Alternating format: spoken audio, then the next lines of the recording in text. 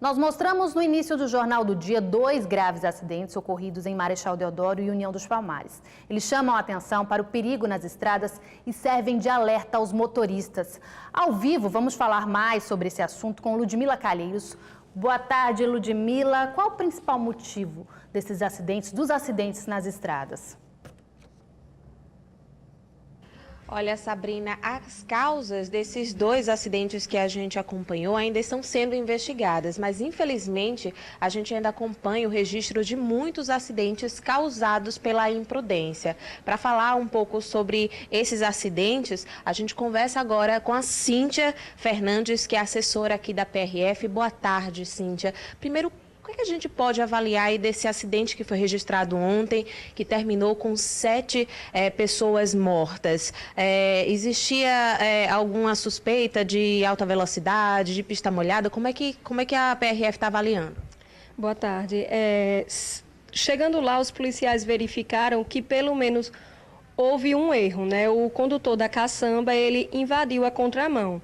A gente não sabe avaliar se ele ia realizar uma ultrapassagem ou se perdeu o controle do veículo porque a pista estava molhada.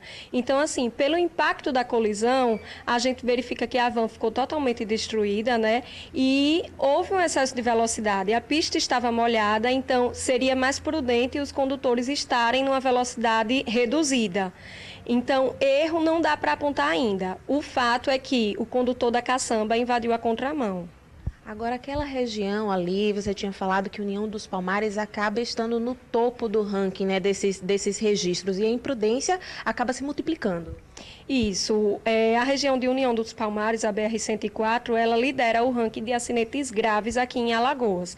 A Polícia Rodoviária Federal, ela faz um trabalho de intensificação de fiscalizações naquela região, ela faz constantemente abordagens educativas. Recentemente, agora, nós finalizamos uma operação e lá foi feito muitas abordagens educativas, inclusive com transporte de passageiros, falando e alertando sobre a importância do uso do cinto de segurança por parte de todos os ocupantes do veículo, né? A gente também realizou o cinema rodoviário lá, então a gente sempre alia a fiscalização e a abordagem educativa. Cabe ao condutor receber para si a responsabilidade de um trânsito seguro. Quais são os maiores erros que vocês encontram nesses acidentes? É excesso de velocidade, é ultrapassagem, local proibido, passageiro, motorista sem cinto? E qual a orientação, tanto para o condutor quanto para os passageiros, para que a gente possa ter aí um trânsito seguro? Certo. A PRF sempre ela foca muito nas infrações que causam acidentes graves. O excesso de velocidade e a ultrapassagem proibida aqui em Alagoas e quase que em todo o Brasil, ela realmente são as imprudências, as infrações mais flagradas que os condutores mais cometem, né? O excesso de velocidade e a ultrapassagem estão bem interligados, geralmente causam uma colisão frontal e geralmente é um acidente grave, porque a colisão frontal termina gerando ou vítimas fatais ou vítimas com ferimentos graves. Então, a PRF trabalha muito nisso. A gente verifica que muitas pessoas, não só passageiros de vans, como passageiros de veículos particulares, não têm o costume de usar o cinto de segurança quando está no banco de trás. Então, recentemente, a última operação, uma passageira do veículo no banco da frente não usava o cinto de segurança e ela morreu justamente por isso. Ela foi arremessada para fora do veículo e morreu, quando o motorista não teve ferimentos nem sequer graves. Então, o uso do cinto de segurança é imprescindível, porque ele não vai evitar que o acidente ocorra, mas ele vai lhe prevenir e preservar mais a sua vida caso o acidente ocorra. É isso, obrigada pelas informações. Fica aí a orientação, Sabrina, tanto para os condutores como para os passageiros, para a gente pegar aí as estradas com segurança. Sabrina. Ludmila, muito obrigada pelas informações. Aos motoristas, mais prudência, por favor. Até amanhã, viu? Em outubro deste ano, nós mostramos aqui no JD a reportagem sobre uma judoca de Satuba que precisava de apoio financeiro para participar de 2 torneios internacionais. Pois ela não só conseguiu dinheiro, como ganhou medalhas, uma delas de ouro. Ela foi recebida com muito carinho por estudantes e amigos no aeroporto. Na cidade natal, Satuba, também foi esperada com festa. Desfilou no carro do Corpo de Bombeiros e foi aplaudida. Aos 14 anos, Emily Lopes foi campeã internacional 2 vezes. Conquistou a medalha de ouro no Campeonato Pan-Americano de Judô e a de prata no Sul-Americano. Os 2 títulos na categoria Sub-15. O evento aconteceu nos dias 4 e 5 de novembro, em Lima, no Peru, e contou com a participação de mais de 200 judocas das Américas. Eu esperava ir só para constar participação no campeonato e chegar em 2 finais em dias seguidos, para mim foi a maior emoção do mundo. Ela começou a treinar aos 10 anos no projeto social Lutando para Vencer, do professor Luiz Carlos Júnior, que percebeu o talento da atleta logo no início e resolveu incluir a garota nas competições. No dia 5 de outubro, o Jornal do Dia da TV Ponta Verde exibiu uma reportagem pedindo patrocínio para a Emily. Ela já havia conseguido a metade do valor através da Prefeitura de Satuba, mas ainda faltava cerca de R$5 mil. A parte financeira é o principal, sabemos disso, para chegar lá. Mas depois que nós conseguimos a parte financeira, veio um esforço muito grande da parte técnica, que aí nós contamos com o apoio da Federação Alagoana de Judô, no qual somos filiados à federação, e aí intensificamos o treino da Emily. Apesar das dificuldades, treinador e atleta não desistiram da viagem. Fizeram rifas, intensificaram os treinos e agora comemoram a vitória. Se faltar força de vontade, falta tudo, principalmente da minha parte como atleta, né? A gente correu muito atrás, a gente sabia que era possível, muito difícil, mas possível. A gente foi e conseguiu. Depois das importantes vitórias e de todo o glamour da chegada, a judoca já está aqui no tatame de novo, se preparando para mais 2 novos desafios. Dia 23 agora já estamos indo para Fortaleza, para a Copa Internacional Cidade de Fortaleza, e dia 10 de dezembro ela já tem a seletiva da seleção brasileira, que vai ser em Porto Alegre, que se Deus quiser ela vai estar entre as 4 melhores do país e conseguir uma vaga para disputar circuito europeu, asiático, o que vier pela frente.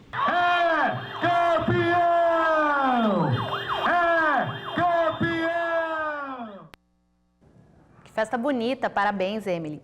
A OAB Alagoas é a seccional com o maior número de advogados cadastrados no INSS Digital, uma plataforma que facilita muito o trabalho dos profissionais e ajuda a população. Vamos saber mais detalhes com o presidente da Comissão de Estudos e Atuação Previdenciária, Flávio Gilberto. Boa tarde, Flávio. Seja bem-vindo. Flávio, como é que funciona essa plataforma INSS Digital? Primeiro, boa tarde, Sabrina. Boa tarde, os telespectadores da SBT, TV Ponta Verde em Alagoas. Essa plataforma do INSS Digital foi criada recentemente entre o INSS e a Dataprev, visando simplificar a burocracia e reduzir o tempo de concessão dos resultados dos beneficiários que pretendem postular alguma coisa perante o INSS. Ou seja, a plataforma é muito importante para a classe dos advogados do Brasil, pois ele vai fazer o processo administrativo no seu próprio escritório, ele vai acompanhar e lá mesmo ele vai ter o resultado. E os advogados aqui de Alagoas gostaram bastante, tanto que tem o maior número de advogados aí diante das seccionais, né? Exatamente. A OAB Alagoas, né, vem fazendo um excelente trabalho a nível do Brasil. Nós fomos a 3ª entidade no país a ser agraciada com esse programa.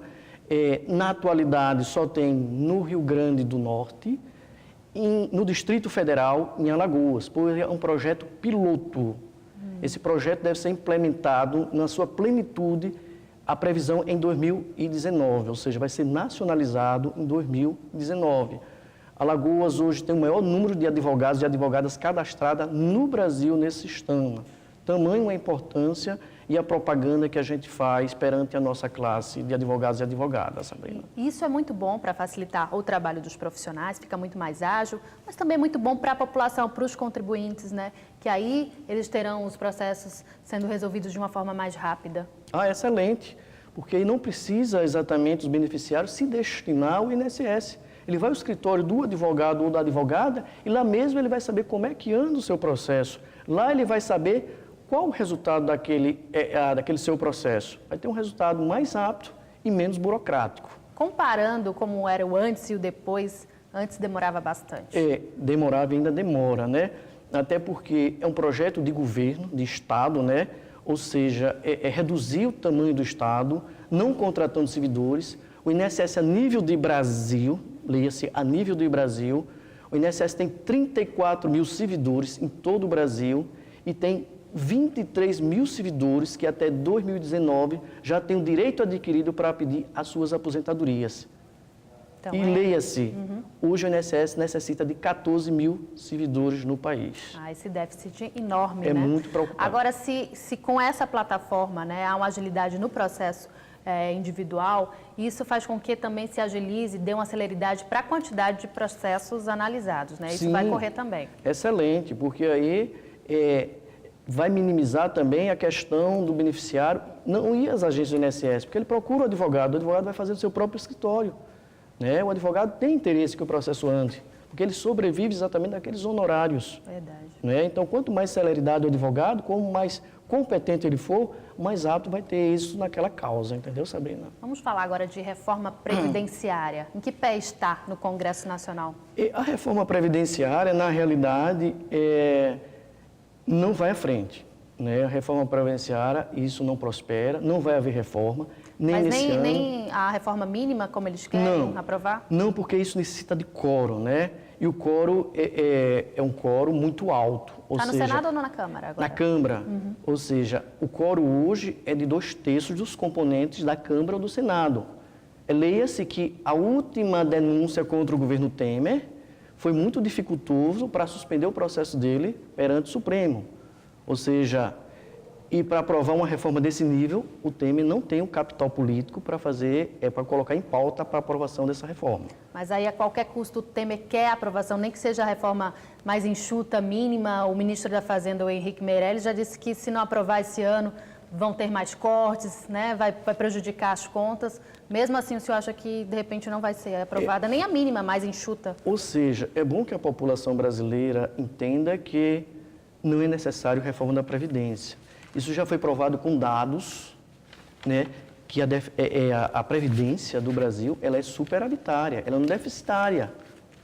O problema é de gestão, não é de valores. O problema é de gestão. Qual o grande interesse do governo de querer aprovar essa reforma, nem que seja a mínima agora? A questão do governo em aprovar é porque existe a figura dentro do orçamento da Previdência, que chama DRU, que é desvinculação de receita da União. Então, através dessa rubrica chamada DRU, o governo pode tirar dinheiro da Seguridade Social para outros fins, como, por exemplo, pagar juros da dívida pública. Só em uma década, o governo tirou quase R$500 bilhões para pagar juros da dívida pública, ou seja, de onde se tira e não se bota, vai aparecer um rombo. Então, o problema da Previdência não é de déficit, o problema é de gestão. Sem falar também que é destinado do orçamento da Seguridade Social dinheiro para o Bolsa Família, que é uma média de 30 bilhões por ano. Então, não tem orçamento que aguente. Verdade. A gente vai acompanhar toda essa novela até o final do ano, vamos ver se realmente não vai ser aprovada, que é o que tudo indica, não é? Flávio, muito obrigada pelas informações, uma boa tarde para você. Boa tarde, o AB agradece, sempre à disposição. Nós agradecemos também, muito Obrigado. obrigada. E você pode rever essa entrevista, além de todo o Jornal do Dia, no nosso site tvpontaverde.tv.br. E o Jornal do Dia da TV Ponta Verde fica por aqui. Nos vemos amanhã depois do Plantão Alagoas. Uma ótima tarde.